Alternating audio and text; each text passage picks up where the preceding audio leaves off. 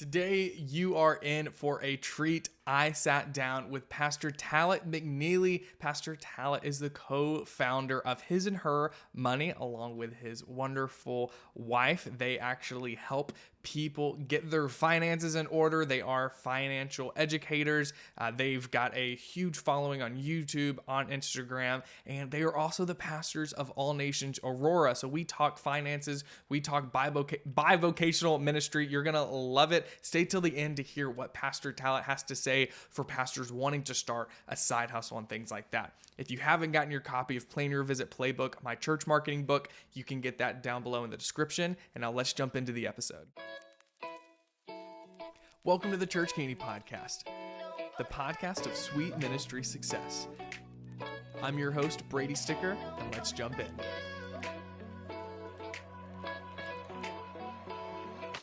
Guys, we have an amazing guest today. I've got Talaat McNeely joining me. He pastors at All Nation Aurora, and he is also the founder, along with his wife, of His and Her Money. They are doing amazing things. Pastor Talaat, how are you doing today? Doing well, excited to be here. Thank you for bringing me on. Hope to add some value however I can. So thank you for having me. Yeah, guys. So for those of you that don't know, Pastor Talaat, you guys have an amazing, I don't want to call it a side hustle because I feel like it wouldn't do it justice to how big your platform is. Talaat reached out to us specifically for ChurchCandy, just to help them in their church. You guys launched with ARC and wanted just some help with social media, reaching new people. And we're like, sweet. And I remember getting on Zoom with you for the first time, and you had your professional mic set up and camera. And I was like, oh, that's cool. Like, he's like into tech stuff. Awesome. And like you had mentioned, whenever we were getting access to your Facebook page, like, oh yeah, me and my wife have a side thing we do. And then I looked you up on Instagram, and you guys have like all these followers and like all these YouTube subscribers. And I was like, oh my gosh, like this dude's legit. So tell me about His and Her Money. How did that get started? So it did start as a side hustle. So for us, we started our marriage off almost not getting married because of money. Before we got married, I had accumulated a bunch of debt that I was pretty ashamed of, and I tried to hide it from my fiance. I lied about it. It made it seem like it wasn't as bad as it was. Meanwhile, I was trying to clean it up so that it wouldn't be present before we got married. But because I was doing it kind of deceitfully and underhandedly, God exposed it. I had to confess, and we almost didn't get married, not because of the sake of the money, but because the trust that I had broken. I wasn't honest and forthright. And so we had to do a lot of praying, a lot of communicating, and ultimately we did get married, and we did get out of that consumer debt within our first year of marriage because we were working together. Then later on, we got really radical with it, and we ended up paying off our house in a 5-year period, over $330,000 worth of mortgage debt. And because of what it felt like before debt and what it felt like after, we wanted other people to experience it. And so at first it just started with, we started it as we were getting ready to enter into this home payoff. We had already paid off the consumer debt. So we were telling everybody what we did and what we were about to do, and just growing in it and helping other people understand these big concepts better. And so it just kept growing and growing and growing. And so we're 8 years in. It's what we do full time now. It started as something that we did part time. Now my wife and I do it full time. We have a YouTube channel. We have a podcast. As you said, we're all over social media. Why? Because we just want to help people, because this money thing isn't as complicated as others have made it out to be. It does take, some discipline.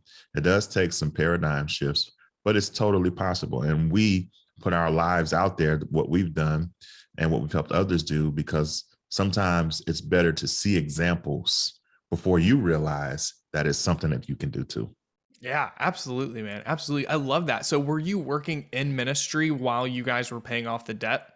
Yeah. So, I'm not like a PK, but I am the son of two people who always served at church, who always instilled in me to serve in church, whether that, it doesn't necessarily mean microphones and platforms, but, even as a kid, I worked in the media ministry. I was a junior leader for the teens and stuff like that. And so even as an adult, I've always been active in the sense of volunteerism, from, the guy collecting the offering, the usher, the guy cutting the grass. Like I've done everything. And then Yeah. eventually, I became an ordained elder, an ordained pastor, not a lead pastor, but a pastoral. So I was a men's pastor for a while. I was an executive pastor for a while, done a youth pastor for a while, done all those types of things over the years. And so we were in ministry, my wife the same way, in that form, in the sense of serving. We were never on somebody's staff or anything like that, but we've always been, quote, in ministry prior to God giving us the lead pastor role of this new church, All Nations Aurora. Yeah, man, that's awesome. I love it. So, I mean, you serving in church your whole life, very similar. Reminds me a lot of my story, very similar situations. And what were you guys doing like vocationally that was able to help you guys pay off your debt? So the consumer, during the era we were paying off our consumer debt, we were both working. I was still in the military at that time, and my wife was in finance. So she worked for one of the big, finance companies out there that everybody knows. And then after our second child, she came home, and so she was home full time. And by that time, I had transitioned out of the military, and so I was a teacher. Eventually, I went from teacher to an administrator at the schools that I worked at. And then we eventually had us transition into business full time. And so during the house payoff, that's the period of time where I was just a teacher and Ty was at home. So we did all that on one income, and that one income was below six figures. Wow. That's super impressive, dude. That's crazy. So what made you guys want to start creating content with His and Her Money? It started locally. Just people in our lives that, whenever you experience something fantastic in your life, you tell people, you're like, man, yo, guess what? And we started helping people locally. And so just kind of had a burden. Like I would be driving home from work evenings, and there was this show on the radio. So I'm in Chicago, but the show that was on the radio was an Atlanta-based show. It was a gospel personality by the name of Coco Brother. And he would always be talking about, because he, at that time, this is years and years ago, was starting a church. He and his wife, who's a gospel singer named Joanne Rosario. And they were starting a church. And I would always hear them talking about, as he's ending his show on the radio, he'd be talking about, what he and his wife are going to do ministry-wise that weekend. And I was like, man, me and my wife should do something. I didn't know what the something was, but I just felt like this internal burden, like something. And so I was starting having these conversations with her about like, yo, we should do something. And she was surprised because she's always been the extrovert, the on stage type of personality. And I've always been a background person, like really thriving in the background. And so she was shocked that I would want to do something. So the more we talk, we're like, what do we do that like lights up in us? And so it was always helping people with their money. And so we were literally on a date night. And by the time on the ride from the restaurant back home, the name His and Her Money came to us. She pulled out her phone, checked GoDaddy. Is it available? It was available everywhere. So we like bought it in the car, like on the way home. And the rest is history, man. We've been going since 2013. That is awesome, dude. Yeah. That's awesome. Sweet. So, I mean, you guys were inspired by these radio personalities, and you're like, I just want to do something. I feel like I'm called for more. You had these aspirations. And then you kind of looked at like, how can I provide value to people? Yep. Right. I think that's so crucial for people in ministry nowadays too. It's like, what are ways that I can supplement my income? Like, what are ways that I can, help provide for my family? Maybe you're a pastor listening to this and you have some consumer debt and you're hearing Talaat's story. Like, oh my gosh, like that would be awesome if I could pay off all of this and do all of those things. Yep. Well, look at your life and where are ways that you can provide value to people, right? And you can start creating content around it. Right. And especially now because providing a service around it. Yeah. The world is so remote. So there's so many ways and opportunities that you can provide services, or you can start a side hustle from your home. Yeah. And you can earmark that side hustle for the credit card debt, the credit card bill. You can earmark that side hustle for the student loan bill so that those debts aren't necessarily coming out of your paycheck, so to speak. You know what I mean? It's like this world that we live in. One of the results of the tough times that we went through in 2020 and 2021 and beyond was that more and more companies created more and more remote opportunities, and more side hustles don't require, like when we side hustle. And I'm talking about, I'm in the car delivering pizzas. I'm talking about, I'm in thrift stores trying to find things for a low price and then resell them. Then I got to go mail them. Like a lot of physical labor. That's not necessarily the case now. If you put your mind to it, you look around, scout around, there's even businesses like ours is 95% virtual. It takes some time to build up, but there's so many opportunities through the means of the internet so that it doesn't necessarily disrupt too bad your flow that you got to go through the week to keep your churches going. Yeah, man, that is awesome. I want to ask, how do you guys structure your day and your weeks and your time between ministry and then your business? Yeah, it's super imperfect because this is all new. Our church, the doors opened as of this recording 4 months ago. The launch process was about 9 months ago as of this recording. So everything's still kind of fresh and I'm still testing and tweaking. So right now I try to do days. So day on, day off. So I try to take Monday completely off from, everything that happened on Sunday. And then Tuesdays, I do a lot of business stuff. And then Wednesdays, but I'm always thinking about the next sermon. But then Wednesday, I start to write stuff down, start to tie things in. And it just kind of goes back and forth Thursday to Friday. And Saturday, I try to chill, look at the message, but not the entire day. Try to do stuff with the kids, the family. But everything is a process, right? Yeah. I don't know if I'll ever arrive with juggling these two things, but I put a lot of effort into testing. Do I block off hours each day, or do I just dedicate days? Right now, I'm dedicating days to each world that I'm in. Yeah, man, I love that so much. I'm in a similar boat between serving in ministry. Up until a couple months ago, I was even the student pastor at our church, right? Just like you planting a new church. I'm sure you have people on your staff that wear a lot of different hats. Yes. And that's kind of what you got to do when you're on staff at a church plant. And so me and my wife, we were over the greeters. We were over social media. We were the student pastors. And we were like, okay, we need to breathe, because now we're a couple of years in and we've got some key leaders that we were able to raise up. And we were like, we need to take a step back. Give us 6 months, a year or so before we jump in at a higher capacity again. And so that's been great for us, being able to take that step back and still serving on Sunday, still doing our thing. But we were so overwhelmed because we had not only ChurchCandy, we had ChiroCandy, my family's business. And I was, up until a couple of years ago, still taking online classes, trying to finish my degree. And so I had so many things going on. My wife just had a baby. And it was a mess. And so I love the whole concept of blocking out days. All right, Monday, Sabbath, not just need to rest, recover, spend time with the family. Tuesday, focusing on his and her money, focusing on the side business, focusing on vocational projects, right? Wednesday, go ahead and start prepping. Hey, let's tighten out the outline for Sunday's message, right? And so I love being able to block out days, because I don't know about you, but it takes me a little while to kind of get in the zone, right? And if I'm not super productive, if I only have an hour to complete a task, it's going to take me 10 minutes just to find the right Spotify playlist to play in the background, or I've got to go this and an email pops up on my phone. I don't know if you're the same way with stuff like that. Yeah, no.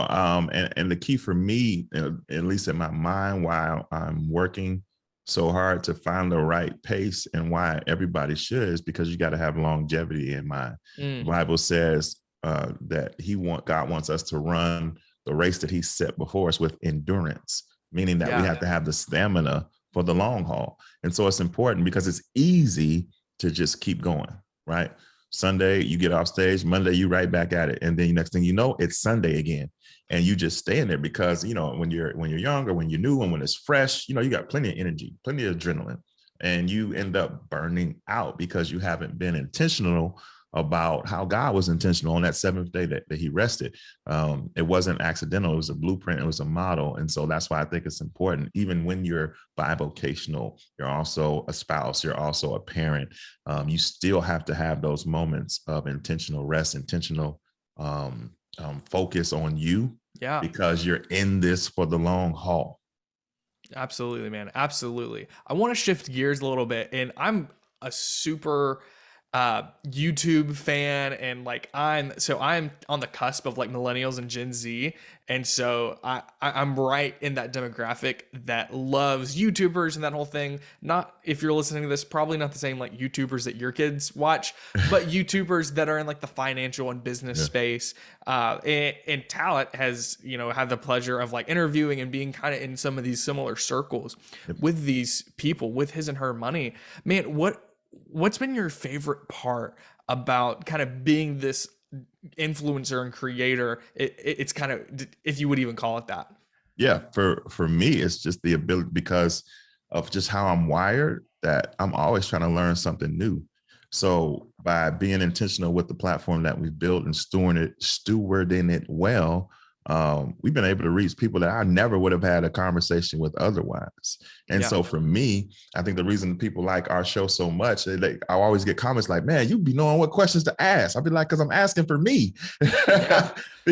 because I'm just like you. I want to learn and grow. And so I always have people on, and I don't act like I know everything, even if it's a topic that I know a lot about.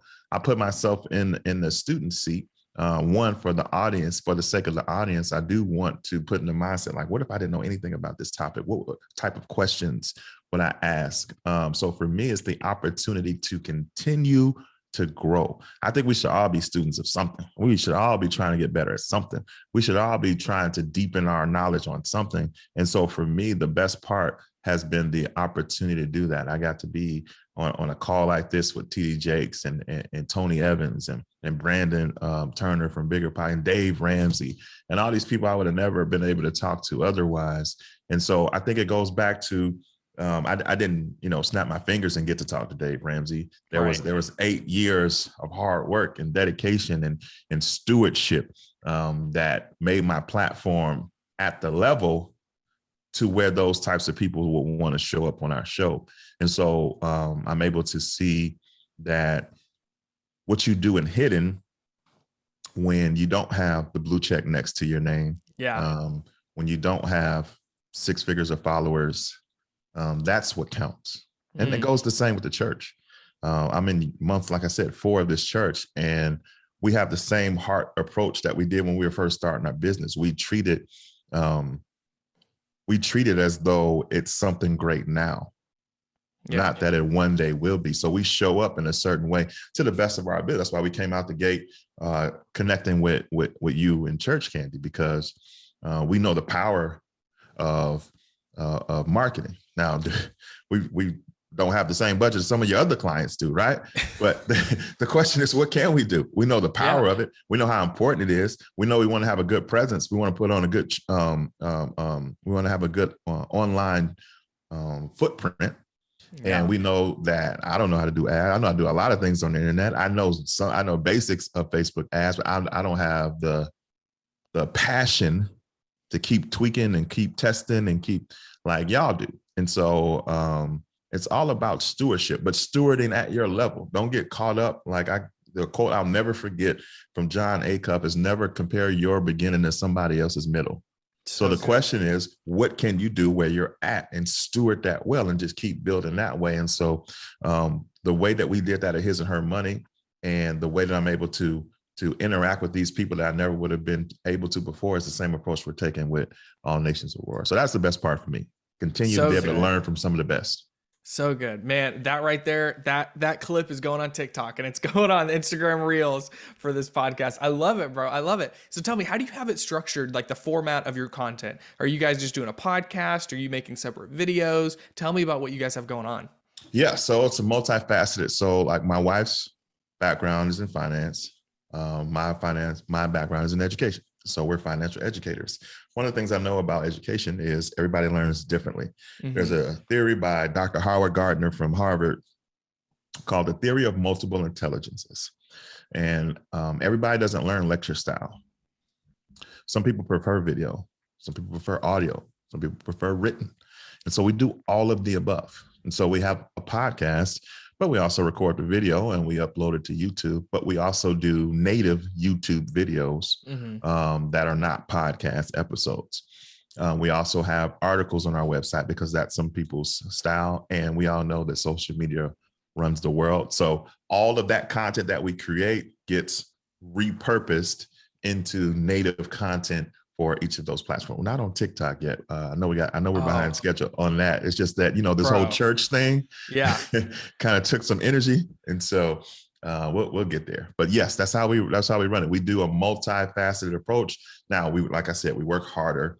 I mean, we work smarter, not harder. So we record a podcast episode, but again, we're recording the video. So that same, time that we use to create the podcast, created not just a podcast, but also a video for YouTube. And then that video gets cut up into Instagram reels and Facebook reels, and the quotes get put into Instagram and Facebook graphics and tweets and stuff like that. And so it's all about maximizing the content that you create. Man, I'm telling you, you're already doing the work for Instagram Reels and YouTube Shorts and the Facebook Reels. Go make sure you're at His and Her Money make sure you guys have that. Just start posting it there, dude. I've had videos get like anywhere between 10 and 40,000 views. And I'm thinking I'm super niched, right? Like I'm making content for pastors. Right. And I've had interviews with other pastors that have built a following on TikTok and on Instagram. And they kind of inspired me like, you know what? I'm going to start posting more frequently there. And it's crazy how now I'll not that this matters, but it's been a great tool for our organization at ChurchCandy, to where I'll get notifications saying, hey, so-and-so just ordered your book, Plan Your Visit Playbook. And I can go and look, and they came from TikTok. And I'll get notifications like that several times a day. And so it's making a huge impact on what we're doing. And I'm encouraging churches like, hey, we got to get over there. It's really good. The problem for a brick and mortar church is it's not location specific. So a lot of times pastors don't see the ROI in their time. You know what I mean? You can't niche it down to your zip code. Yeah. And so, but I definitely think for His and Her Money, man, that would be huge for you guys. Okay. So you guys are doing the podcast, you're making native videos, you're repurposing that content into articles and all of these other things. What about the church side? What are you guys doing there on social media? What have you learned from your social media company and the financial education niche that you guys are applying on social media for All Nations Aurora? Same thing. So we do have a podcast, but it's the sermon. Yeah. So it's the same mindset. Everybody learns differently. So obviously we record the sermon. We don't live stream. We don't have that capability yet. Again, we're a startup. So the facility we in isn't conducive for live streaming, but we record it and then we, edit it, post-edit it, upload it to YouTube. Sometimes we rebroadcast it live on Facebook. We take that audio, strip it, and make it a podcast, again, because some people can listen to it on their commute to work or working out or on a walk, things of that nature. And we get clips from the sermon, turn them into reels. Take quotes, turn them into, it's the same strategy, bro. You know what I mean? It's like, it works. So again, where pastors have two jobs. And well, actually it's 1A and 1B, get people saved, get people discipled. So we're in an information technology age. So if the Great Commission is to step one, go therefore. So how do you go in 2022? The internet is how you go. It's one of the tools that are now available for us to do step one in the Great Commission. So to ignore it, I think, is foolish. And I don't think it's wisdom at all, because you can go further and faster if you are intentional about using the internet to help you go therefore. Because if nobody knows about your church, if nobody heard that great point that you made, point number 2 in your last sermon, then what was the point? Just those people that were there? Or are you willing to do something different to go therefore? And so we believe in the power of the internet, social media, all of the above, to help us start the first step in the Great Commission. Absolutely, man. Absolutely. And then even take it a step further with ChurchCandy, take those videos, promote them to people that live in the area, retarget them with ads, inviting people to plan a visit. That way you can get new families to show up on Sunday to help get them saved. And then it works. Start discipling them. Everything that y'all been doing, there's not a week that the app is up on my phone right now. Just not even on purpose, but I'm just getting notifications, right? It works. People see the ads, people click the Plan Your Visit, people show up. Is it 100%? No, but it's better than what it was if you didn't do it. What's your goal? What's your aim? Do you want people to come? Then they're not going to find out about you by accident. You have to be intentional. And so we're intentional. Absolutely. And I'm not trying to make this all about Church Candy, but it's kind of going into exactly what you guys are doing. Man, that is awesome. I love what you guys have going on. So you're serving in ministry at a volunteer capacity. You've got your side business. When did you transition from teaching to just doing his and her money? What did that transition look like? So God had been dealing with me about it, and I'll just be transparent. I wasn't obedient. I was a year overdue. But I was scared, fear.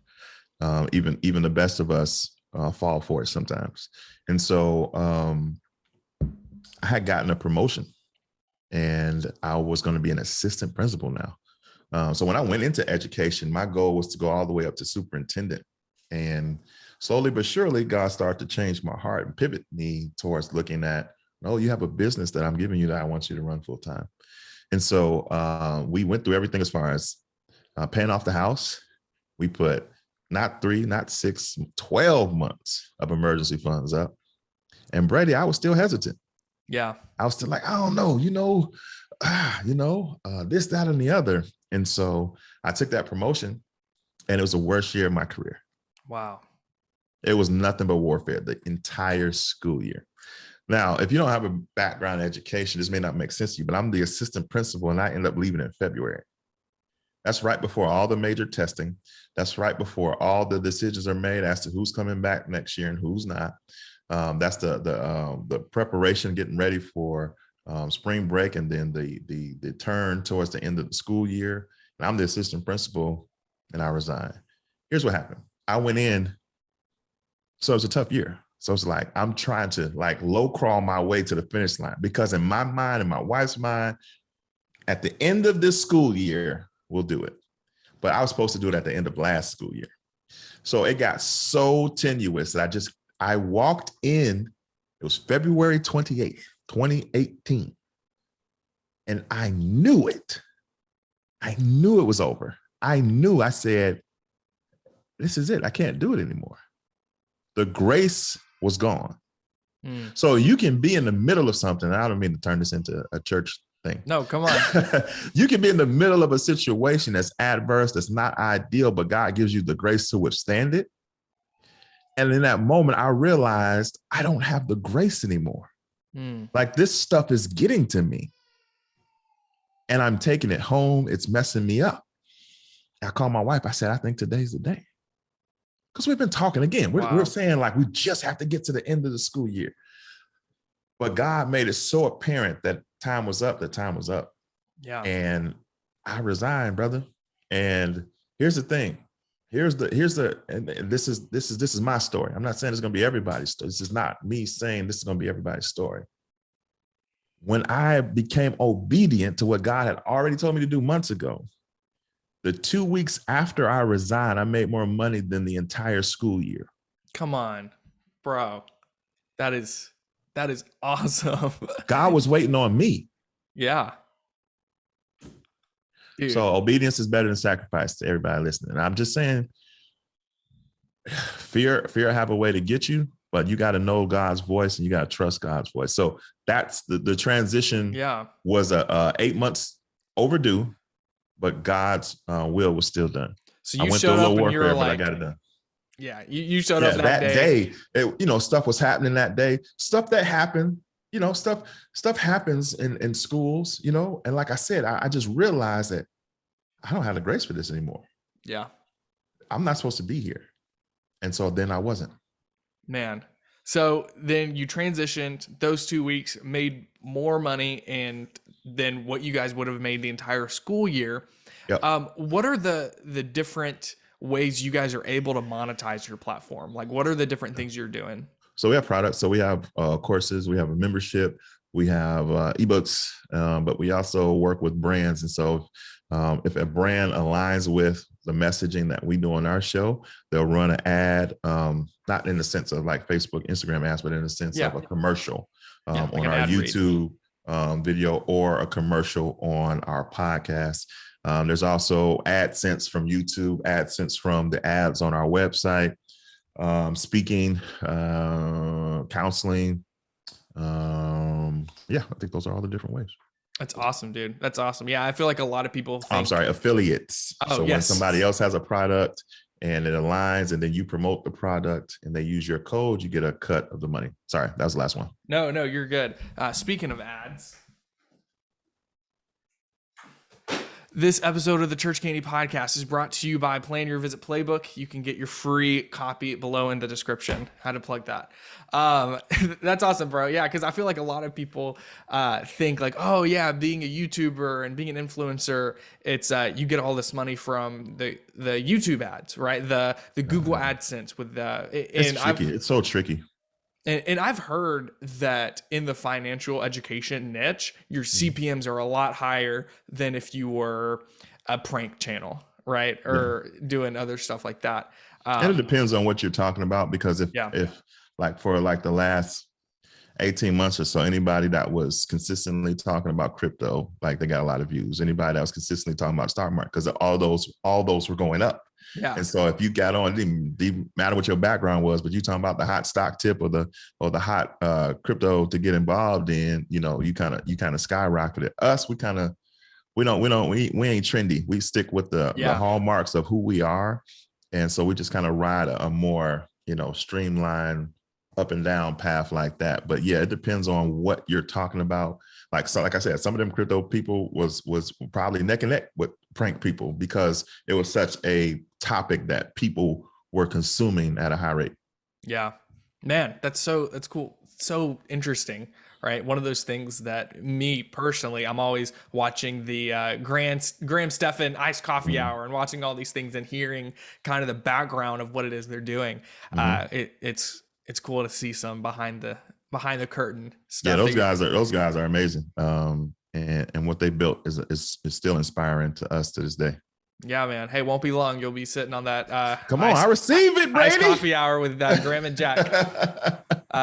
Man, that's so cool what you guys have been doing. So once you transitioned out of teaching back in 2018, you're growing the business full time. That's whenever you guys probably started. I would imagine that's whenever you started taking monetization more seriously, because you don't have that paycheck coming in every week, right? Mm-hmm. Yep. When did you decide to launch All Nations Aurora? What did that look like? Yeah, definitely was not my decision. It was not a goal. It was not an aspiration. And I'll try to abbreviate the story as much as possible. Last July 2021, we were leaving church, and my wife said, "The Lord spoke to me." I said, "Well, what did he say?" He said, "You're about to get a new assignment." I said, "Oh, okay." At that time, I'm the men's pastor at our church. It was a new assignment. So I'm like, okay, I guess they're about to reshift the deck again and make me do something else. That night, her dad goes to sleep. My father-in-law wakes up the next morning, calls me and says, "Hey, Tyler, you won't believe this, man. I had a dream. In that dream, you were preaching, but you weren't preaching at our church, because we all went to the same church. Yeah. It was another church. And Dr. Stevenson, who was my pastor, you all were talking after service. And I said to myself, man, Dr. Stevenson is about to give Talaat a church. I was like, oh, okay, well, that's interesting. Because Ty just said the day before that she heard that the Lord said that I was going to get a new assignment. But hey, at this point, God ain't saying nothing to me. So I said, hey, if you want to, that's cool. 2 weeks later, I get a FaceTime from my pastor. He says, man, I couldn't sleep last night. I felt like the Lord was messing with me all night, telling me I'm supposed to give you a church. Have you ever thought about pastoring a church? I was like, oh my gosh. This is all true story. This week, man, I have thought about it. I was like, I've thought about it over the years, but never really did anything with it. He said, because the name of our church is All Nations, depending on the city. So we were at All Nations Chicago. He's like, would you consider doing it as an All Nations church? I said, I have to pray. I have to talk to Ty. So we went on a 3-day fast. God made it perfectly clear that this was supposed to be. Because the reason I say that this was supposed to be, there were 3 other times in my life where I was offered churches and I turned them down every time, because I never saw it. Yeah. And this time God made it clear that it was supposed to happen. So it still hasn't been a full year from that first instance where my wife heard that a new assignment was coming. So once I know, for me, what I've learned from bumping my heads, I gave one example, right, where I stayed 8 months too late, but that's not the only time where I was a little late and following the Lord's instructions. So I've learned. So this time I just said, all right, this is what the Lord wants. This is what we're going to do. And so we just went into it. From the time we gave our yes, I think it was 6 months and 22 days later that the doors of the church opened. Yeah, because this was right about a year ago from the time we're recording this. That's Yeah, crazy to man. think about, man. That's a quick turnaround time. Well, I learned my lesson. When God says go, I just start going now. Yeah, that's awesome. So what's it been like being a church planter? Tough. I don't know if that's going to be good for your ratings, Brady, but it's been the toughest thing I've ever had to do. But the good news is God was with me, and this was his idea. And so he made this tough thing possible. But it was tough. A lot to learn, a lot to figure out. It's one thing to, because I preach a million times, but it's one thing to come up with a sermon. It's another thing to come up with a sermon and plant a church and all the things that go into the pre-launch, the launch, the post-launch, the people, the care, getting into your community, plugging in, letting people know that you're not here to take, you're here to serve, while maintaining everything that was in your life prior to you doing the crazy thing of planting a church. So it was a lot.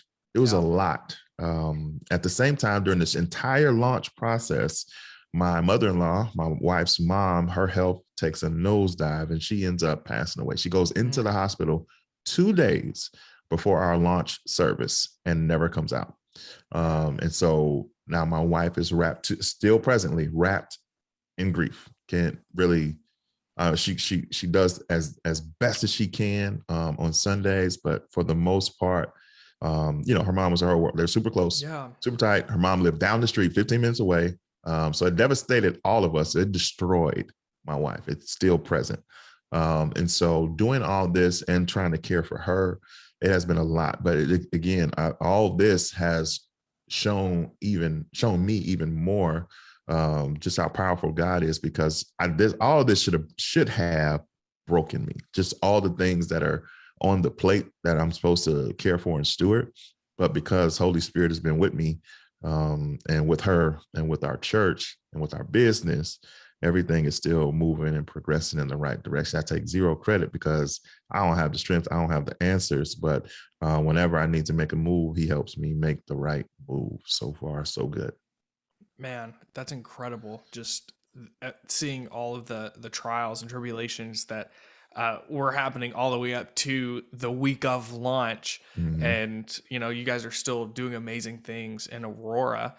What's the biggest difference that you've noticed and that you've experienced? Like, what's the biggest difference between being a second chair leader, like being a men's pastor compared to like being the lead pastor, being the church planter? What's the biggest difference you've seen there? I've just seen God kind of put me in like an accelerated program on my just personal journey with him. Because I am now the number one. I'm the blueprint for people. I'm somebody's pastor. I'm not one of the pastors. I'm somebody's pastor. I'm a spiritual leader. All those factors, all those titles mean something. The fact that God would choose me has forced me to go lower so that he can increase.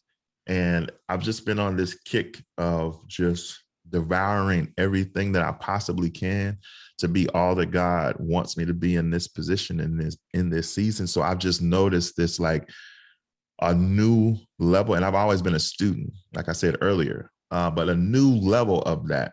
Like I'm just consumed with learning more about God in all the different facets of from prayer to leadership to church planting best practices to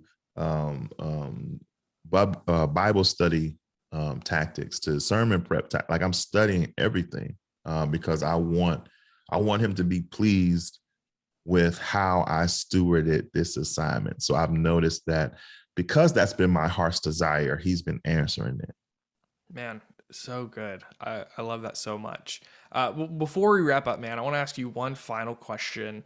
What advice would you give to a pastor out there or a church leader that wants to increase their income? They want a side hustle or maybe to have some kind of business. Like, what advice would you give them?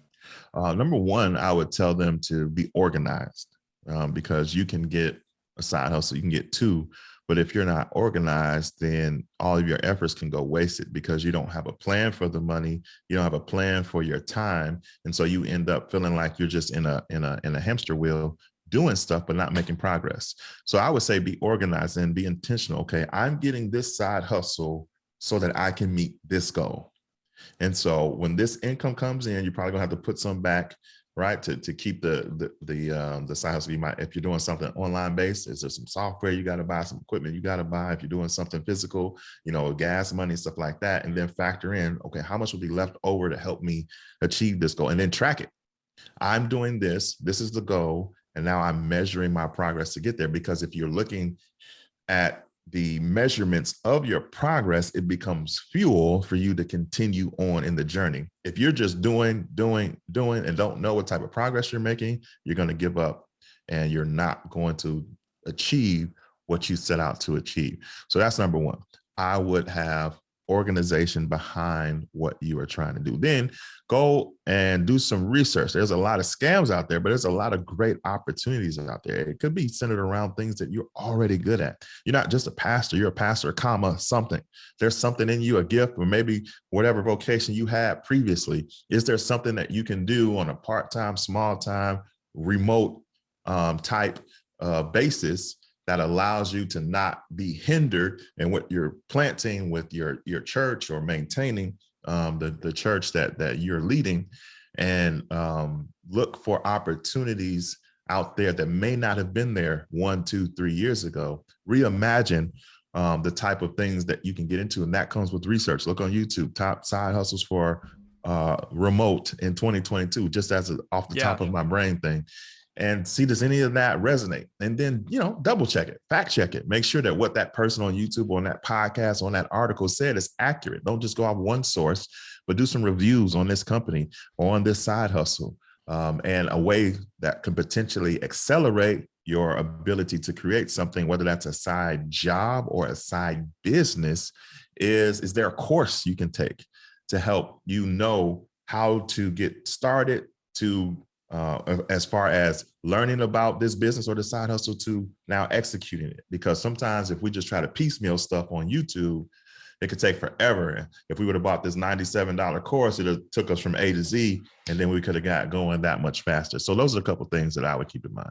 Absolutely. Stay organized. I'm a big believer in what you track improves, right? And so if you're tracking the side income that comes in, not only is that fuel to encourage you, but because you're keeping an eye on the numbers, you're going to inherently increase that and work harder as you continue to do that. And there's so many resources online. You're absolutely right, Talaat. And I'm just like you, a big believer in investing in yourself to get a quicker ROI, to get a quicker return. If you want to start reselling on eBay, if you want to start drop shipping, if you want to start a marketing agency, almost like ChurchCandy, don't compete with us. There's other niches that you can go do Facebook ads for. But there's people out there that have done that, and they will sell you that information, and it's a great way to invest in yourself. Talaat, thank you so much for taking the time to jump on here and just pour into these pastors that are listening. Where can people find you if they want to learn more about you, His and Her Money, or All Nations Aurora? Yeah, both. We keep our stuff streamlined. So if you want to know about the business, where our handle is at His and Her Money everywhere. The church, our handle is at All Nations Aurora everywhere. That's simple. Awesome, guys. Sweet. Talaat, thanks again for checking, Talaat, wow. Talaat, thanks for hopping on here. Guys, thank you so much for listening, and we'll see you guys in the next one. Man, what an incredible interview. Pastor Talaat had some amazing insight whenever it comes to business, money, finances, as well as like just being a pastor bivocationally. They're doing amazing things. Check them out. All of their stuff is linked in the description. If you haven't gotten your copy of Plan Your Visit Playbook, go ahead, go to planyourvisitplaybook.com. That'll be in the description, and you can order your copy for free today. Shout out to Soulbox for the podcast intro and outro music, and that's going to wrap it up for today. Love you guys.